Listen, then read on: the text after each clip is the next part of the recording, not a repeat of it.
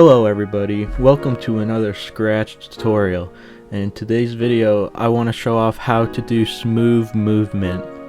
Alright, so what a lot of new Scratchers do with movement is that they just use these really basic scripts right here, just when left arrow, when right arrow, when up arrow, you know, it's bad. You wanna know why? Because like there's a pause before every movement. Ew, it's disgusting, absolutely repulsive. Contrary to this, these scripts make Scratch Cat feel really nice and smooth. Ooh, so smooth. It's like smooth as butter. It's something that you would really want to play. So, how do we accomplish this? Well, it's actually much more simple than you may expect. I'm going to show off the easy way to do it and then the more advanced way, which uses less blocks but is a little bit harder to understand, but I'm gonna go over it with everyone. Alright, so let's get rid of these scripts right here. We want to make sure the movement's good, and then we want to grab a forever, and we want to make variables as well and custom blocks. So we're gonna start off by doing a movement custom block, then you do speed, and then you do friction, run without screen refresh, and then you want to put in any values you want with this. With friction, it has to be under 1 in order for it to work smoothly. So try 0.7 or 0.8, 0.9, whatever you feel would work best. I'm going to do 0.8. And for variables, you want to do speed X, which is SX, and then speed Y, which is SY, and you want to set them to 0 when the project first starts. Now, in this custom block, what you want to do is if key left arrow key is pressed, you want to change the speed X by speed, and because it's left, you want to do the negative number of speed. So the way you do that is just times it by -1. And for right, just with the speed value.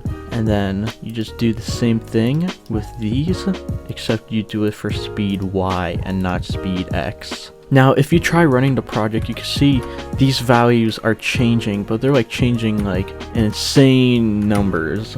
We don't want that. So what we do is set speed X and speed Y. We set both of them to their original value times friction. And if you go, you can see the numbers. They're much normal numbers. You can see like it isn't like obscene numbers. So next, in order to have Scratch Cat actually move it, we just simply do change X and Y by speed X and speed Y. And now if you go, you can see it's very smooth movement.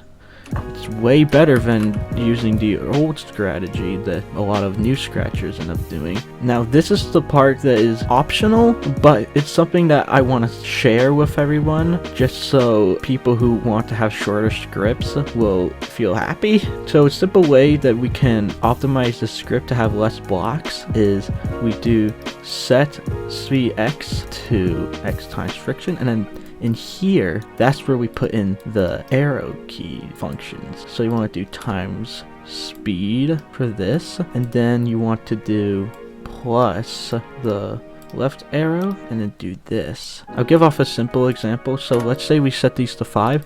You can see like when I press the right arrow, it goes to 5, and if you press the left arrow, it goes to -5. This is exactly what we want. So then we just plop this in here, and then we want to do the same for the Y. So then you just change these values, and then change this to up, and then change this to down. And then after that, all you need to do is put these in right here, and then if you go, it's the exact same result. The only difference is this uses 30 blocks and it's really long, while this one only uses 26 blocks total and it's way shorter. And that is how you do smooth movement in Scratch. If you want any assistance, just comment down below and I'll be sure to respond as quickly as possible. And if you enjoyed this video, please leave a like and subscribe, and I hope to see you in the next one. Peace!